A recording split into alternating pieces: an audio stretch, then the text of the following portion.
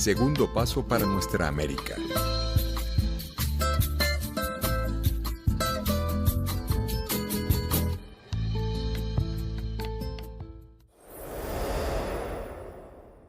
Lula de nuevo o el nuevo Lula, de María Alejandra Portillo.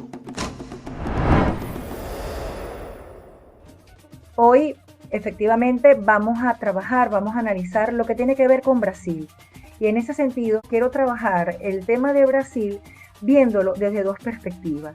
Los desafíos que tiene Lula a lo interno en el tema de la reconstitución democrática en el país y hacia lo externo, qué tipo de diplomacia, cuáles son esas relaciones internacionales que se están tejiendo en este momento. Quiero comenzar con el elemento interno. Creo que Luis Ignacio Lula da Silva se enfrenta a un proceso que tiene que ver con el incremento del fascismo en Brasil. Cuando me refiero al fascismo me estoy refiriendo al empoderamiento de la ultraderecha no solamente en los cargos de poder nacionales, regionales y locales, sino además en la construcción del imaginario brasileño de las derechas brasileñas. Este elemento del fascismo es muy peligroso porque justamente es lo que puede desestabilizar la democracia, o lo que ha venido desestabilizando la democracia de uno de los países fundamentales en el caso latinoamericano.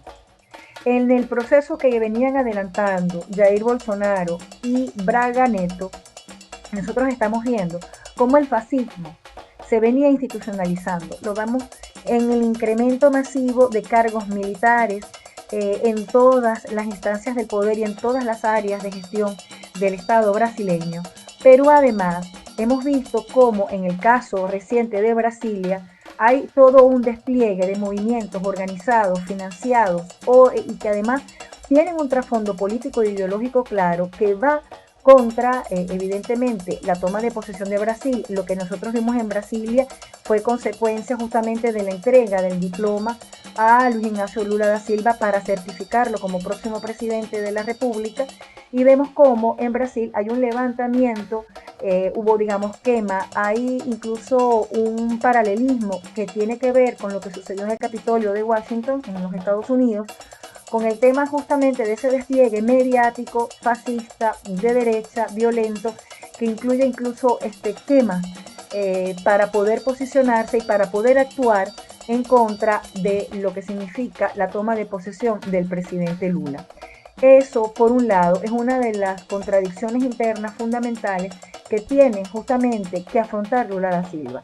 Asimismo, todo este tema de los cargos militares es una cosa que también hay que evaluarla, porque tiene que haber una sustitución prácticamente inmediata con la toma de posesión para poder volver a los procesos de democratización interna, a los procesos de reinstitucionalización interna y fundamentalmente de reconstitucionalización. Y cuando me refiero a este proceso estoy hablando de retomar elementos de la constitución anterior que garantizaban la democracia y su funcionamiento. En relación al análisis desde el punto de vista de la diplomacia, desde el punto de vista internacional, vemos que hay otro escenario, pues se están configurando una serie de nuevas alianzas.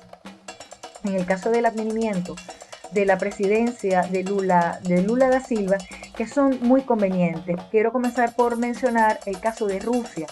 Con el caso de Rusia, que ya tuvo efectivamente conversaciones Lula da Silva con Putin, hay, digamos, un reimpulso que tiene que ver con los BRICS. Eso coloca de nuevo o recoloca a Brasil en el sistema internacional, en el escenario internacional, como una potencia emergente. Es decir, hemos visto un Brasil invisibilizado quizás, muy relacionado con los Estados Unidos, que hoy en día debe entonces diversificar cuáles son sus alianzas y cuál es su impacto en la escena internacional, y los BRICS van a ser fundamentales en esa materia. Hay otro elemento que también consideramos que tiene un valor tanto interno dentro de la reconstitución democrática en Brasil, como dentro de la reconstitución del escenario internacional como actor, como potencia emergente, y lo es el tema del cambio climático. En ese sentido, sabemos que Jair Bolsonaro hizo una devastación, digamos, de la selva amazónica de un 60% por encima de lo que habían venido siendo otros gobiernos. Es decir, que el gobierno de Jair Bolsonaro no solamente tenía que ver con un recrudecimiento del fascismo, sino que además un recrudecimiento del capitalismo completamente de derecha, devastador de la naturaleza, fundamental en los procesos de privatización. Hay además, a la par de este 60% de deforestación, un incremento de más del 45% del empobrecimiento de la clase trabajadora de Brasil. Es decir, estamos ante una fórmula fascista de derecha muy clara en la cual los recursos son explotados justamente para procesos privatizadores y procesos de fortalecimiento del capitalismo. A diferencia de un Lula que ya tuvo su primera participación en la COP27, en la cual habla justamente de una recuperación de los biomas que tiene que ver con el medio ambiente, con la selva amazónica, con la incorporación de Brasil como un actor fundamental en estas nuevas lógicas de conservación del medio ambiente.